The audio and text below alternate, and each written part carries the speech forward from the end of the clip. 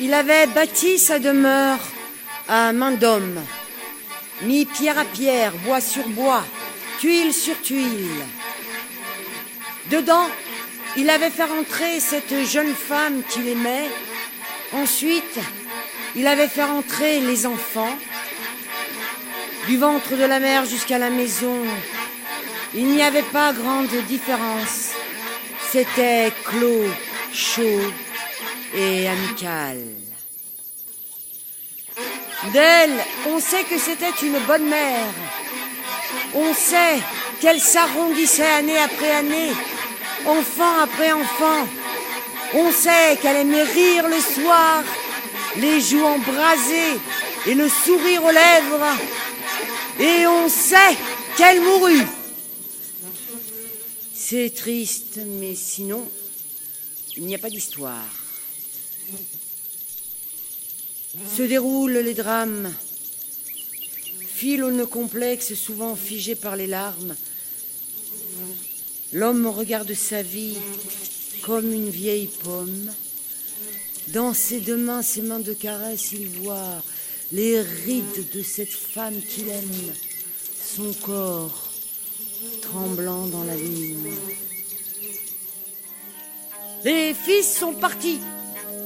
Les filles se sont enfuies au bras de paysans ou de marins ailleurs. La maison grande et solitaire s'élève au bout du chemin de ces 10 arbres qu'il a plantés à chaque naissance. Un seul ne donne pas d'ombre, un tout petit arbre, une herbe. Le dernier petit arbre n'a plus de mère et il hurle à plein poumon. Alors, l'homme cherche une mère pour l'enfant. Il en vient quelques-unes qui lorgnent de son œil de veuf. Bof, bof, bof. Il me faut une femme, quelqu'un de tendre. A-t-elle des mains au goût de miel, des yeux habiles à trouver les billes perdues, des cils noirs où brillent les larmes, des lèvres où poussent les baisers.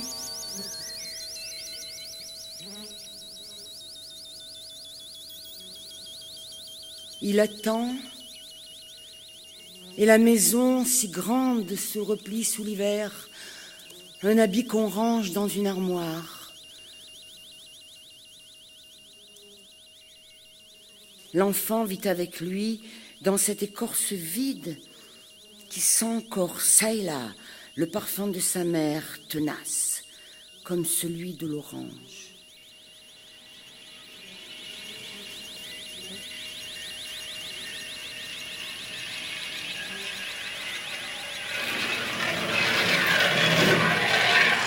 Pourtant, une nuit vint une femme. On entendit la calèche traverser le village à grande vitesse sans qu'aucun chien ne hurle. Les chevaux se figèrent dans le petit jour, fumants et immobiles, et elle sortit, tendant son pied si délicat jusqu'à la neige, à peine de traces. Toute vêtue de soie noire et cachée sous une lourde capeline, elle entra par la porte qu'il avait ouverte pour elle et se tint debout dans la cuisine sans un mot.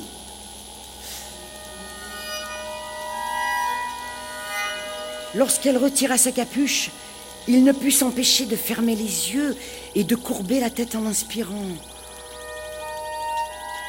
De ses mains blanches et gracieuses sur le noir des cheveux, de son visage tourné vers lui avec lenteur, de ses lèvres rouges qui ne sourirent pas, ce dont il se souvint fut le souhait qu'il eut de mourir à l'instant.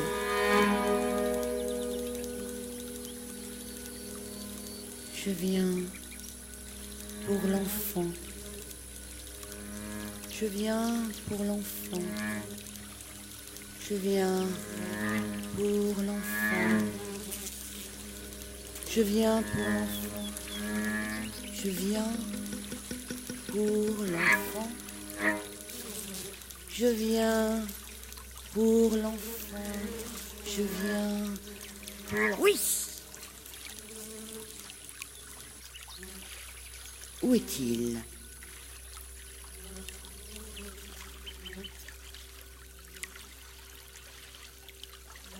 Là.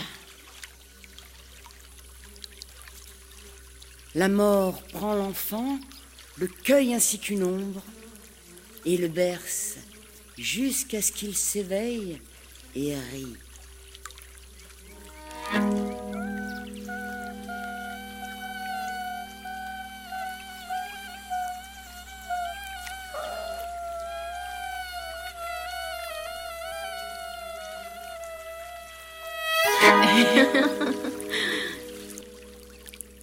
Plus rien de l'enfant n'en restera ici, plus rien d'elle, peut-être. La calèche repart au grand galop, et le jour se lève. Quel temps fait-il sur la mer? Ailleurs il fleurit dans une ville. Je suis un âme.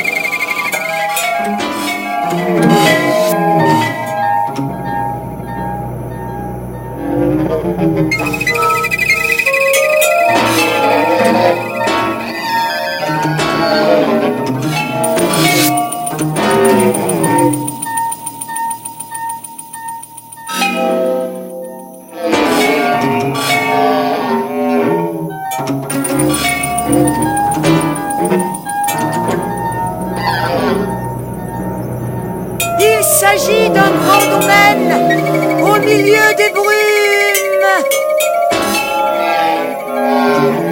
Un jardin immense cerné par la mer.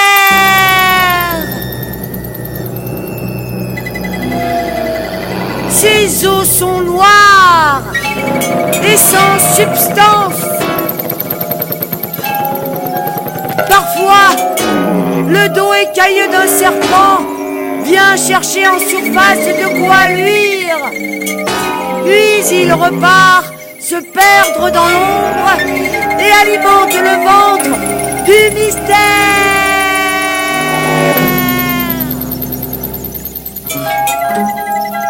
Elle a des serviteurs auxquels elle ne parle pas. Ceux-là font à manger, rangent les jouets, ferment les fenêtres. Elle a des serviteurs auxquels elle parle. Ceux-là sont vêtus de brume. Ils marchent dans les couloirs avec des objets étranges, reliques ou coffres d'or, ou tout bonnement plaqués d'argent et couverts. Eux non plus ne sourient pas, ils arborent la mélancolie comme une barbe ou une moustache, et même lorsqu'ils jouent avec lui, restent étrangement décalés, rient trop tôt ou trop tard.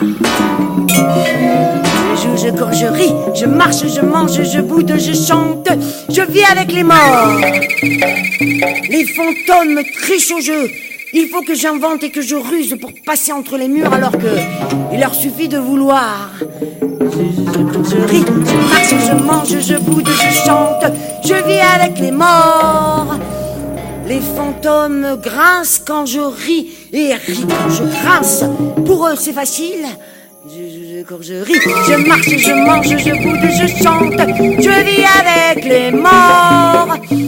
J'aime me cacher dans leur loque grisâtre et vaporeuse. J'aime glisser comme un poisson entre leurs doigts d'os.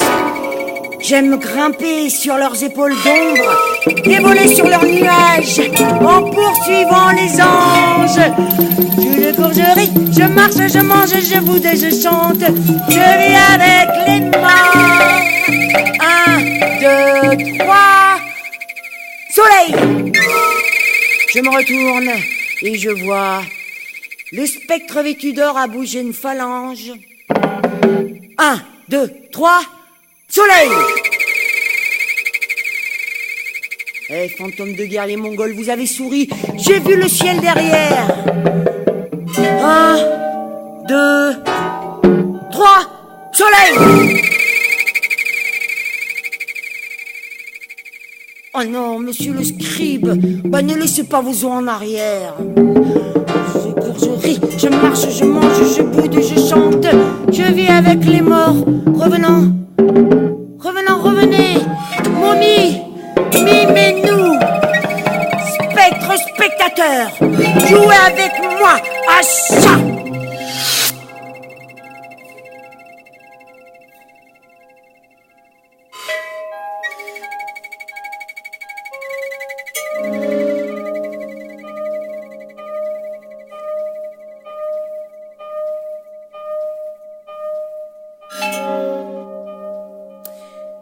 Le domaine est vaste.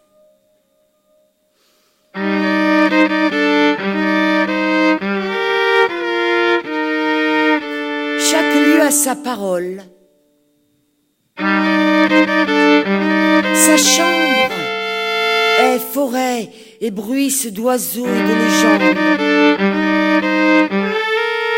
La grande salle à manger est prairie sous l'ombre d'un tilleul. Le bureau de sa mère est neige au soleil levant. Dans le domaine de la mort, il n'y a qu'une porte. Tout le reste est ouvert au désir. La porte. Je sais que ma mère part tous les soirs pour le monde et parfois le jour avec ses 12 chevaux de grisaille et son serviteur zélé, visage sans bouche. Je sais qu'elle revient fatiguée et que les chevaux peinent à remonter le cours de la nuit, chantant les bruits de la porte.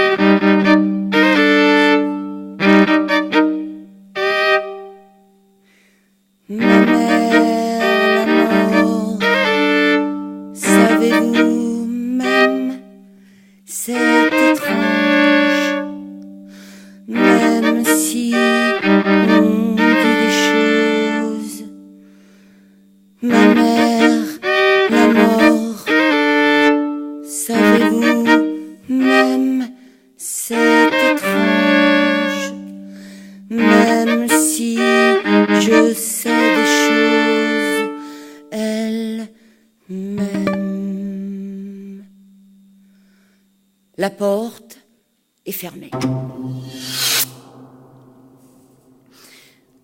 Les années passent et elle reste semblable. Toujours pareille à la mère, toujours pareille à la mort, mystérieuse et triste comme si elle souffrait d'un chagrin d'amour. Pourquoi désirer un fils quand on est la mort? On peut croire qu'elle est une femme. On peut l'aimer même jusqu'au sacrifice, telles ces statues qui hantent le parc. Chevalier aux hommes étincelants, prince juché sur des éléphants, poète aux barbes hirsutes, guerrier de notre âge armé de lances d'ivoire, tous l'ont courtisé à mi-chemin d'une histoire, tous sont pétrifiés entre les arbres et parfois se perchent sur eux des oiseaux aux yeux blancs. On peut croire qu'elle est une mère lorsque le visage de l'enfant se reflète dans son iris, les joues toutes barbouillées de confiture ou le front plissé par une question insoluble. Elle lui donna tout ce qu'il est possible de donner à un enfant: nourriture, caresse, savoir. Un jour, elle le fit entrer dans la bibliothèque. Ils suivirent une volée d'anges jusqu'à la voûte, en gravissant des marches de brume, main dans la main. Je voudrais te présenter tes professeurs.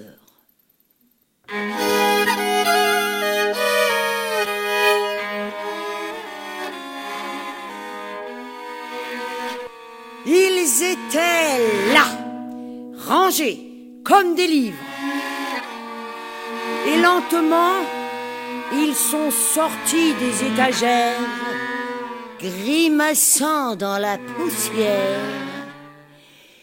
Ils ont vaguement hoché la tête, bougé les mâchoires. Ils ont regardé leur main de mort et ils ont pris des livres. Ils m'ont appris à compter, à dompter les mots, les insectes, les souris, les maladies, les rimes, les chiens, les équations, les intégrales, la désintégration, la gravimétrie, les hyperboles, la densimétrie, la génétique. Ils m'ont appris à écrire en hébreu, en chinois, en anglais, en script, en abrégé, en majuscule, en braille, avec une machine, un burin, un stylet, avec un doigt mouillé, une baguette de noisetier, une dent. Ils m'ont appris à voir la couleur des sons, la forme d'un virus, l'ombre des atomes, les navires de poussière dérivant vers une étoile, le contraste, le sel d'argent révélant la lumière. Estimer, mesurer, lire, peser, paramétrer, chauffer, refroidir, ériger, diagnostiquer, architecture, médecine, mathématiques, astronomie, physique, biologie, éthique, astrologie.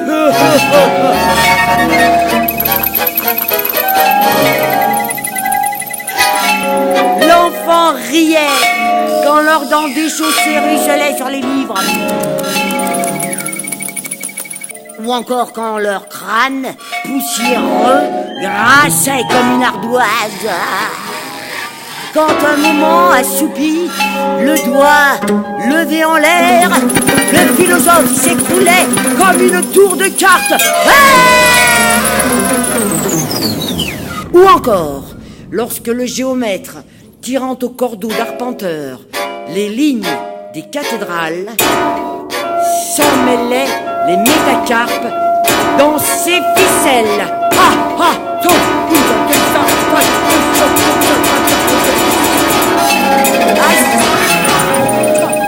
À ces maîtres morts, ces penseurs grincheux, combien de fois s'étaient-ils assoupis sur leurs épaules d'os? Combien de fois leur bouche desséchée avait souri de ces questions? savoir du monde, mais mieux encore, la curiosité. La porte qui barre toute aventure et qu'il faut sans cesse vouloir ouvrir.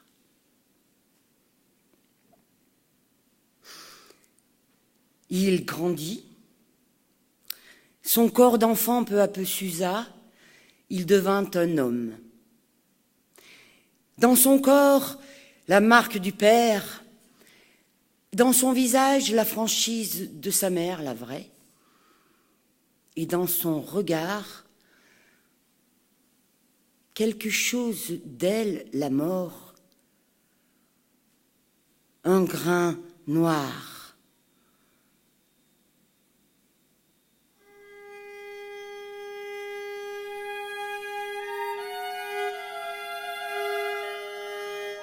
Ainsi, il comprit un jour qu'il était trop grand pour jouer avec des spectres.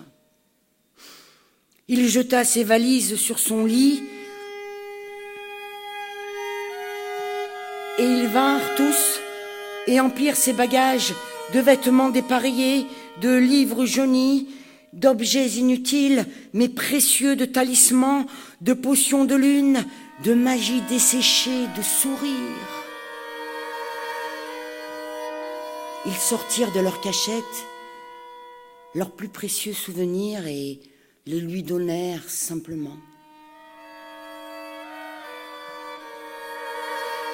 Un moment, il oscilla comme un mirage sur la plage. Elle s'approcha de lui.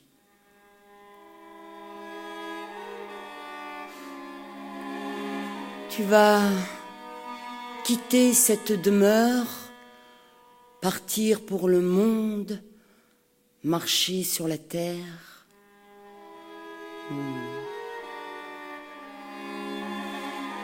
À présent, tu es un homme. Là-bas, je suis la mort. Dans chaque ombre, j'habite. Quand la vie quitte les corps, je replie l'ombre du mort par ses quatre coins et j'emporte sur mon épaule ce sac de ténèbres et ce qu'il contient. Elle baisa son front. Il sentit son odeur de fleurs passées, ses lèvres sur ses cils, comme lorsqu'il était petit enfant. Il fit un grand pas et enjamba l'océan.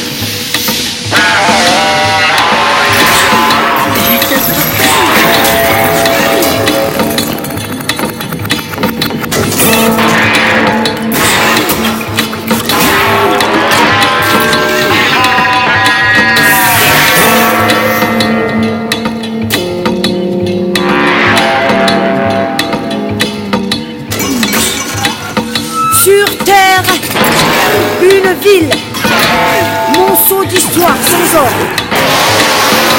Dans la profondeur, la marque des reptiles. Plus haut, le premier feu, l'ascension des hommes, le désigne. Fossiles, tessons, pointe de flèches, aiguilles d'os et de fer, squelettes d'enfants sacrifiés, os de bœuf et de poule, cendres, fondations antiques, puis comblées. Sable, terre, lézard, fer à cheval, gris de tuiles, et les murs, les rues, les égouts, ces traces d'incendie et de guerre, lumière, goudron, murs de verre et d'acier. Il traversa la forêt où hurlent les fauves pour caresser leur pelage et leurs mufles. Il visita les plus profondes cavernes pour admirer les aurochs fuyant sur les murs, les chevaux hennissants. Il traversa aussi les jardins suspendus, la mer sur un voilier, le ciel dans un ballon doré. Il traversa l'épopée, la poésie, la peinture.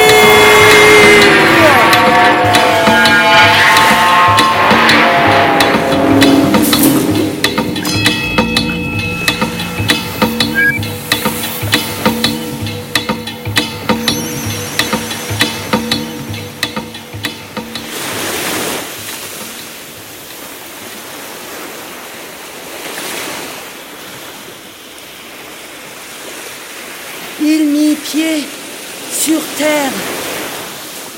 La mer touchait lentement ses pieds et mouillait ses valises. Le ciel entier brillait et chargeait ses yeux de braise.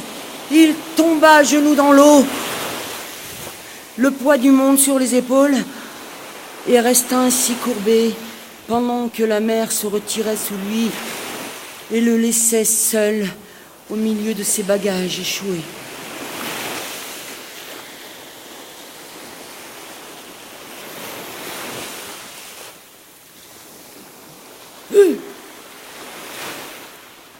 Et là, et toi là-haut, qui es-tu? Celui qui parle est un vieux pêcheur.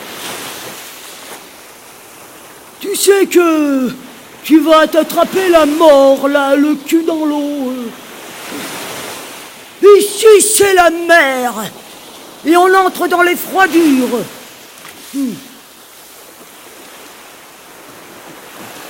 Comme il ne bougeait toujours pas, le vieil homme commença à rassembler ses bagages qui fixaient l'horizon comme des animaux pensifs.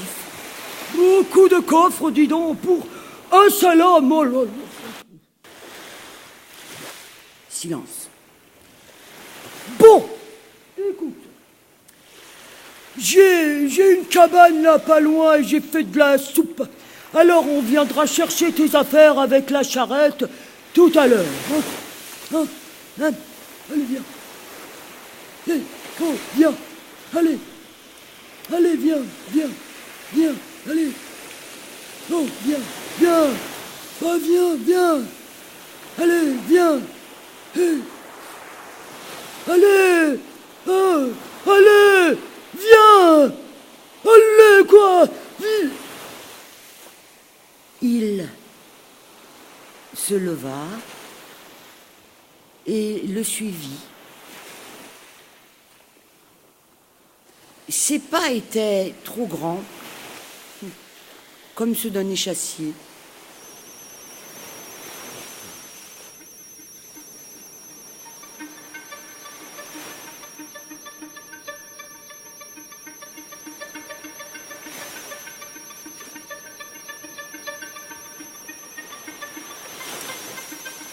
Il resta plusieurs saisons chez le pêcheur. Il vivait côte à côte, tirait les lignes, regardait le monde, regardait le soleil se vider dans la mer, regardait les ombres s'allonger, s'attrouper et devenir la nuit. Le vieil homme lui apprit à fendre le ventre des poissons. Il lui apprit à regarder les oiseaux, à lire leur poésie secrète. Il lui apprit à ressentir l'émoi au passage d'une femme dans le petit jour. Il apprit à être le fils de l'homme. Quand il lui eut tout dit, c'est-à-dire peu de choses, le vieil homme s'allongea sur son lit et lui tendit la main. Alors, il vit l'ombre ourler sur les bords comme une jupe. Il serra plus fort la main.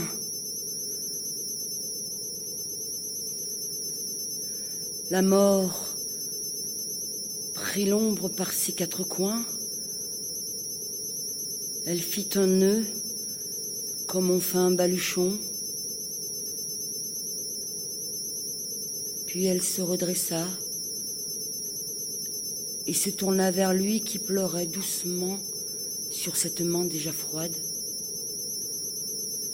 Le vent gonflait sa robe et faisait voler ses cheveux détachés.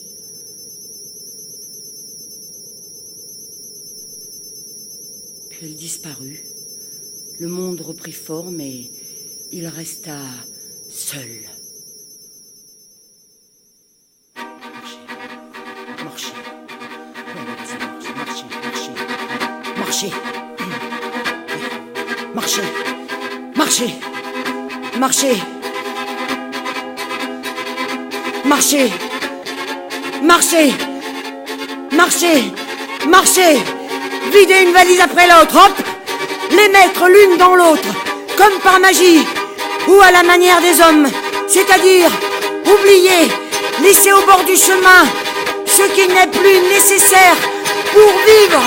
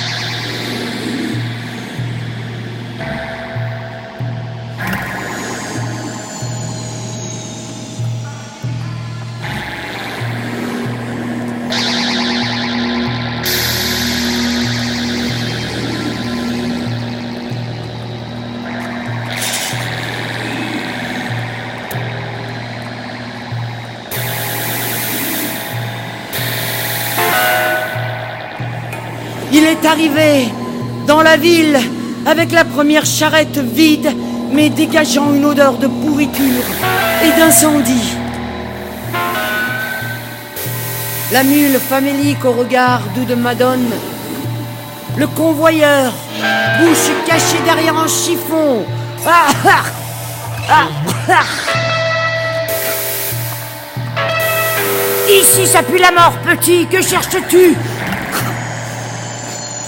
Si tu viens dérober sur les corps, c'est mon travail. Je risque gros à faire ça et je dois payer les conjurations et les talismans qui me protègent. Ah, ah, ah.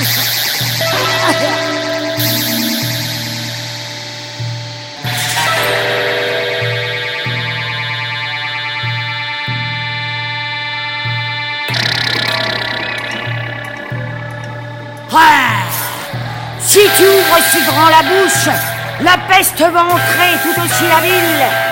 Les murs des maisons, les incendies, les corps bleus, les mouches, la mort. Ah, ah.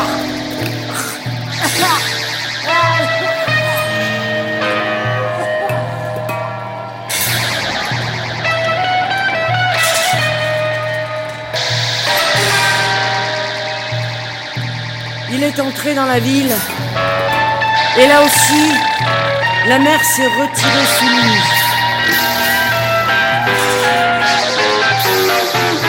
J'ai vu la mort, ma mère. La mort qui dessine, tu sais, comme lorsque la mer se retire, marée basse, les signes restent, taches d'ombre sur les pierres, ligne tremblante de la moisissure. Presque, j'ai vu la danse macabre. J'ai vu la faucheuse aux bras tendus, la moisson, les chaumes lourds de sang. J'ai vu la fragilité des corps. Avance, allez, avancez, avancez. Il décida d'avancer, malgré tout, pour voir. Il vit les collines, les chutes d'eau, la foule des marchands dans les rues de Shanghai. La foule des marchands dans les rues de Shanghai. Les ponts lancés sur le Gange, la chute des météores, les aurores boréales fragmentant la lumière, les poèmes d'Omar Khayyam. Avancez, avancez, avancez, avancez, avancez, avancez,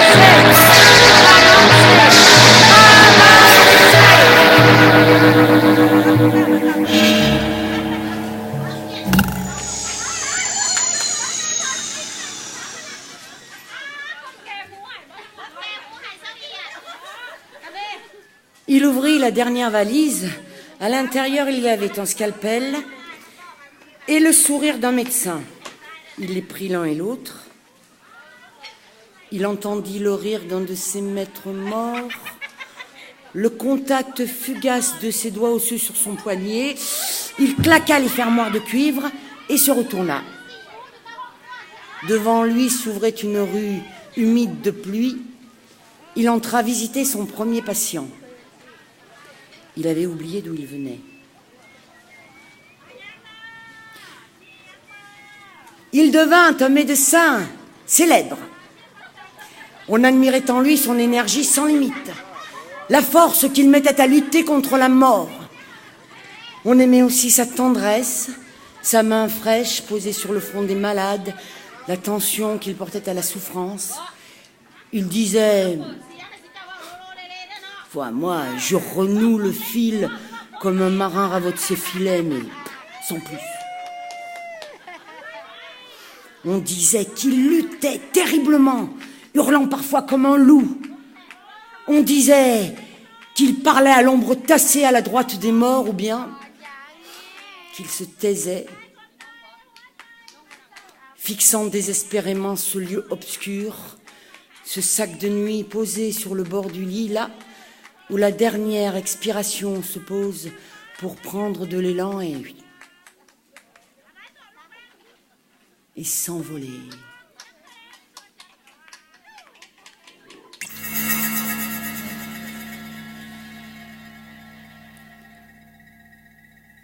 Puis, il y eut la nuit. Cette nuit-là, la silhouette d'une femme sous la lumière des réverbères, noir, lumière, noir. La chute des électrons sur ses épaules et sa nuque. Une pluie libre entre or et charbon. Noir, lumière, noir, lumière. Il la regarde passer en ce temps et ce lieu incongru. Dans le cœur froid de la nuit, il la suit des yeux. Noir, lumière. Soudain, elle s'arrête et repart vers lui en arrière. De nouveau, noir, lumière, noir, lumière. Équilibre des énergies, équilibre des matières. Plus elle avance vers lui, plus il sent le souffle qui la précède, une sorte de brise. Ce vent le pénètre et le remplit. Elle s'approche encore et le vent cesse. Alors, ce fut la nuit. Celle où il l'a pris dans ses bras, celle où il la regarda dormir. Fin descend de son visage, rencontre les nuages, la takra ushayam, laiva mandrividen,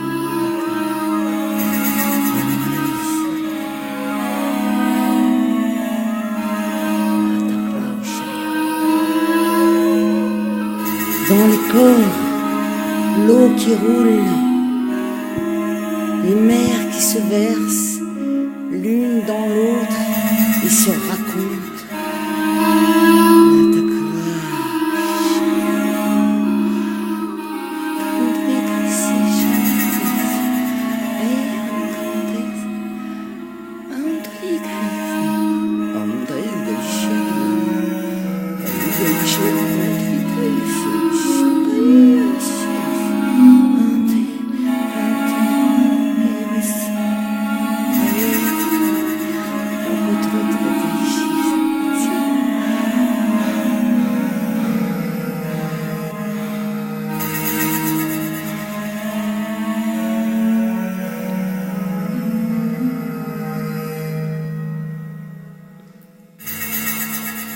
L'histoire des hommes est chaotique.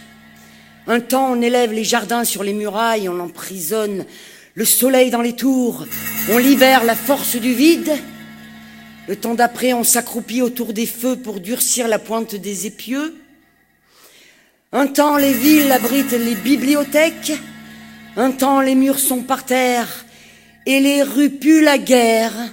Un temps ça, un temps ci. Il vivait là, dans ce roulis, un homme et une femme, dans une époque troublée.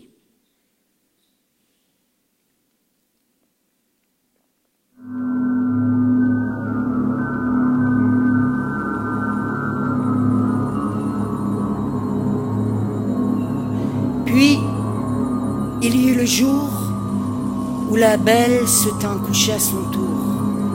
Neige posée sur la nuit, le souffle arrêté, la peau froide. Il regarde l'ombre de la femme qu'il aime, et dans son ombre, immense ombre dans cette chambre, il voit quelqu'un, comme il a vu dans l'ombre de tous les hommes, la fin de la lumière, la mort. Il voit cette femme, cette silhouette, ce sourire, ce souvenir.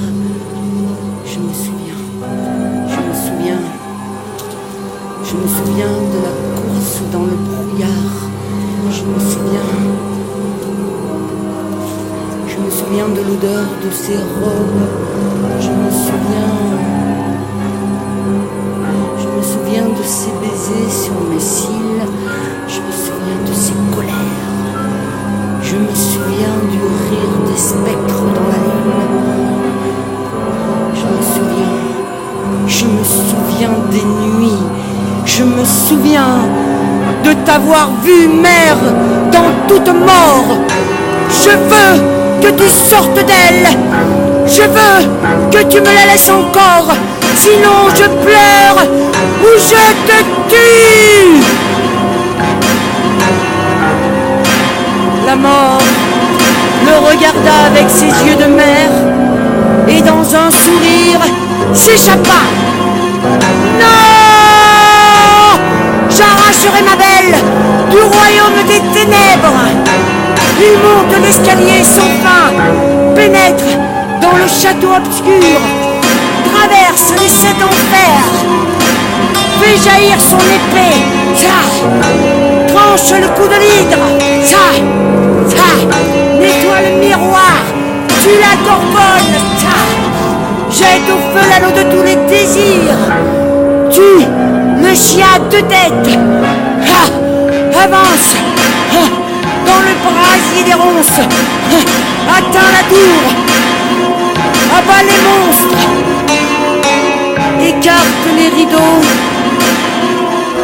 pour inviter la lumière et baise les lèvres de la morte.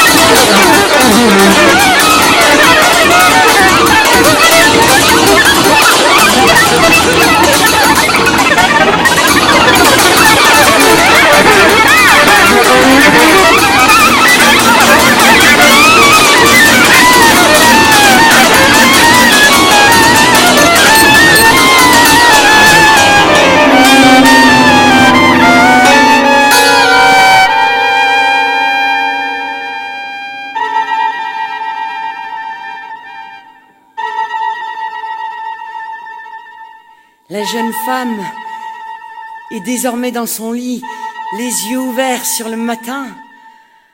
Il avait mis des fleurs dans le vase et du thym dans la bouilloire. Il la laissa seule se reposer et s'installer dans le printemps.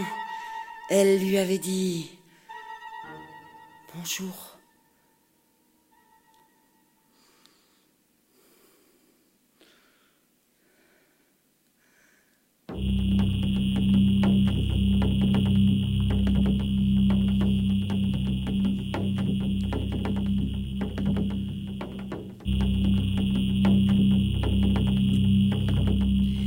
Il s'avança vers la plage et s'agenouilla dans le sable. Il sentit la mer rapetisser, s'amoindrir.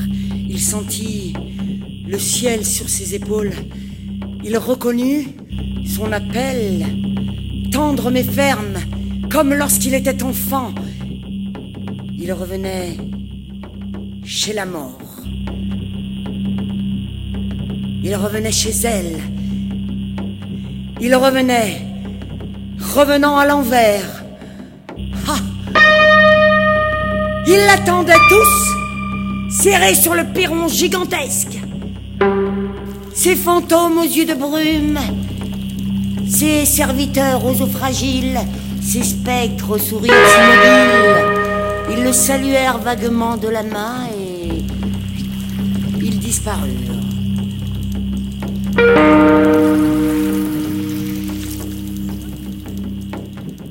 Il resta seul avec elle. Elle se tenait bien droite, les mains jointes sur la rambarde et ses cheveux flottaient dans le vent et son regard le fixait au-dessus du sourire. Un regard de nuit sans étoiles. C'est ainsi que tu me vois, ou bien... Brusquement, sa silhouette s'étendit et s'anima. Des armées de guerriers morts envahirent sa robe et grouillèrent, emmêlés dans une guerre sans fin et parfois dégoulinant d'elle et tombant dans le gouffre qui s'étendait à ses pieds. Son visage gigantesque se couvrit de foules en exil, de peuples opprimés, de Sicile. Roulèrent des corps suppliciés, des enfants abandonnés sous les bombes. C'est ainsi que tu me vois.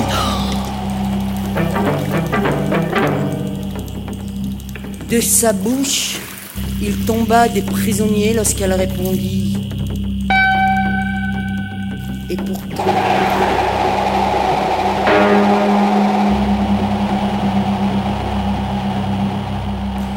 Elle revint sur le perron, de nouveau elle, de nouveau sa mère. Viens. Il la suivit. Ils savaient où ils allaient, ils se retrouvèrent au cœur du mystère, devant l'unique porte, miroitante de toutes ses formes, tantôt cuivre, tantôt acier, tantôt monument, tantôt minuscule, la porte aux 1000 contes.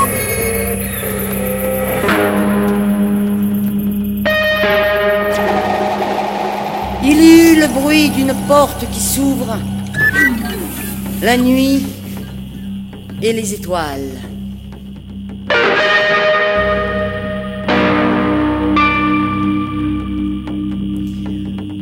Tout ce qui brilla est ici, toutes les vies, toutes les étoiles.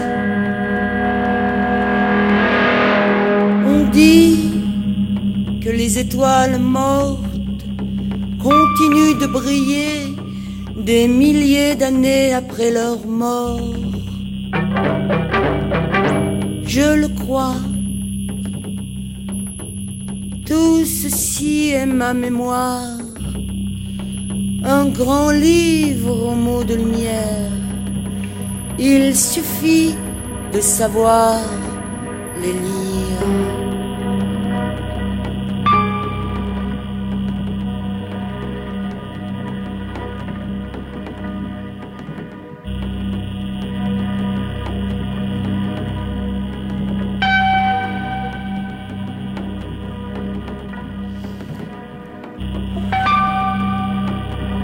Il resta longuement debout dans les étoiles et puis... Ce que tu dis ne te rachète pas. C'est nous les hommes qui rachetons nos désastres. Toi, tu n'es qu'une image que nous avons inventée pour continuer à vivre malgré les famines, les ravages de la guerre, les holocaustes, la mort des amis. Une image toute vêtue de noir, belle et glaciale. Bientôt je fermerai les yeux et tout s'éteindra. La porte, les serviteurs, le château et puis toi.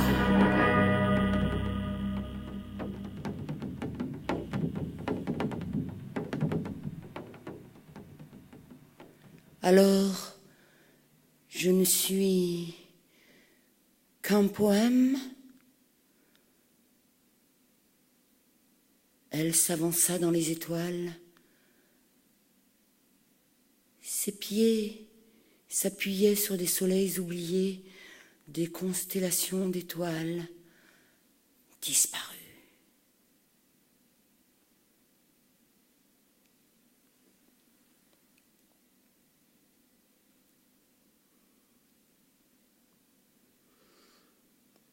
Il n'y a pas de réponse. Il n'y a que le mystère. Il n'y a que la vie. Il n'y a que l'espoir. Être encore quelque chose au-delà dans les étoiles. Atome constellant le front d'une princesse à la taille de l'univers.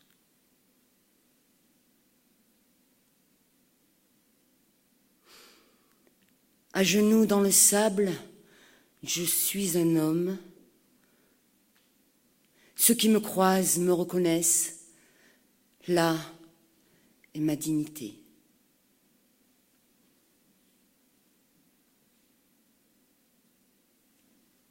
Merci.